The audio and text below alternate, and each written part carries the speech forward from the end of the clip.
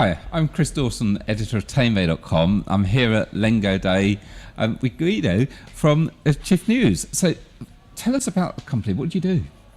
I am the managing director for the Italian office, the Italian branch of Cifnews.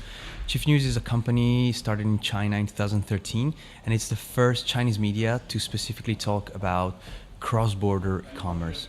And so since cross-border commerce with China to Europe and the rest of the world? Yeah, I would say all the way around. So it's like, of course, targeting Chinese companies that right now are willing to explore the world. Sometimes they make millions at home and now they want to go international. If you think about Huawei or Xiaomi or Geely, these are the big names, but there are hundreds of smaller names that are willing to do it. And they have the same problems we have in understanding each other and the culture and the logistic and the distribution. So their target is Chinese company, as well as our target as the first international office in Italy is to start supporting Italian companies or European companies all the way around to go to China. So tell me about Chinese companies, because I believe that the whole culture in China is changing. Middle class have got more disposable income. They're looking for quality products. They love European products. What's happening with Chinese companies? Chinese companies are trying to jump on the bandwagon of good quality, if we can call that bandwagon or a major trend. So we are used to a made in China that is just copy and paste in somehow. And if you go, like when a technological product is introduced in the Chinese market, they say that in 48 hours you can find the exact copy at the market in Shenzhen. But China is not only this today. They are creating their brands, then creating their products in many fields, even fashion or beauty industry. There are companies creating very good and valuable products.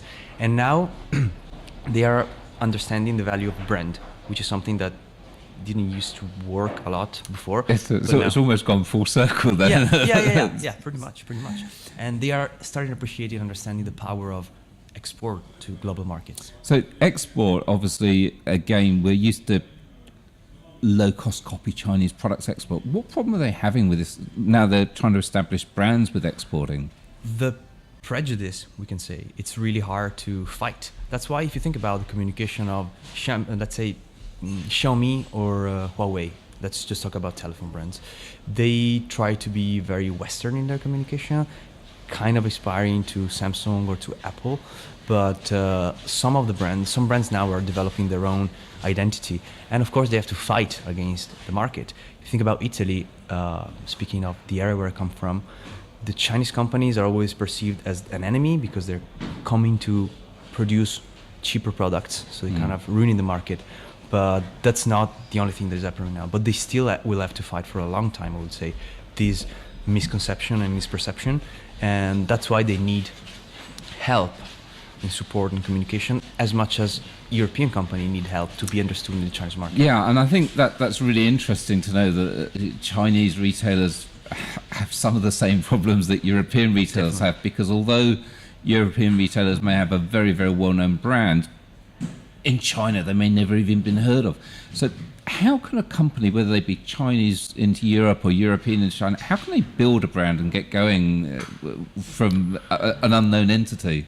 You need, of course, first of all, logistics support and basics, because you can have the perfect marketing, but if the product is not available, or if the customer care doesn't work, or if the website is just in Chinese or just in English, of course it doesn't work.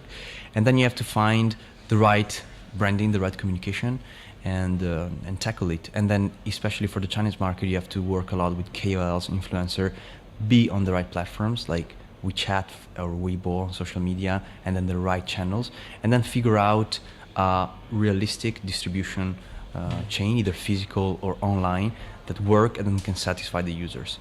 Then, of course, big brands always still have a strong power.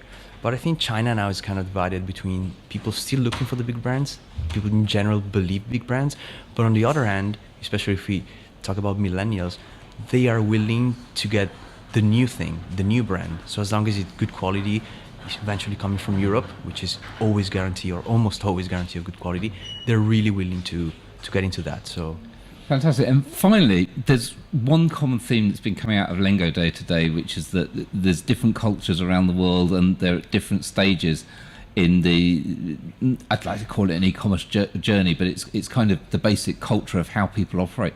And one thing that you've just mentioned, WeChat, is really interesting.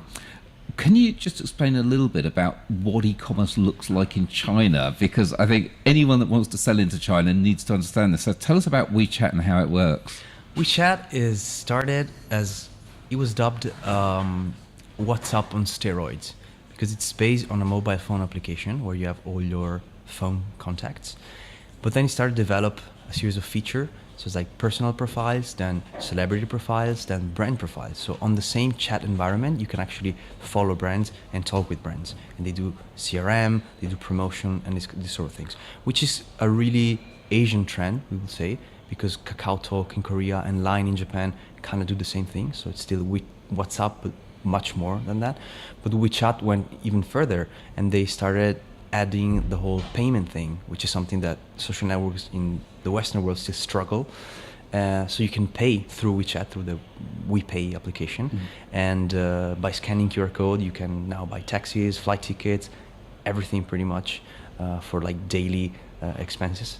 And so it's an integrated platform for that. Also, brands are allowed to sell the product. It didn't really pick up yet, but it's pretty much, it's happening, even that. So we should probably look out for similar in the West. We know that Facebook and Twitter and everyone, they're all looking at e-commerce. Facebook have got a new marketplace that all the transactions are off the marketplace, but they're trying to look at it. But looking at China, it can show a bit of the future of what to expect in Europe.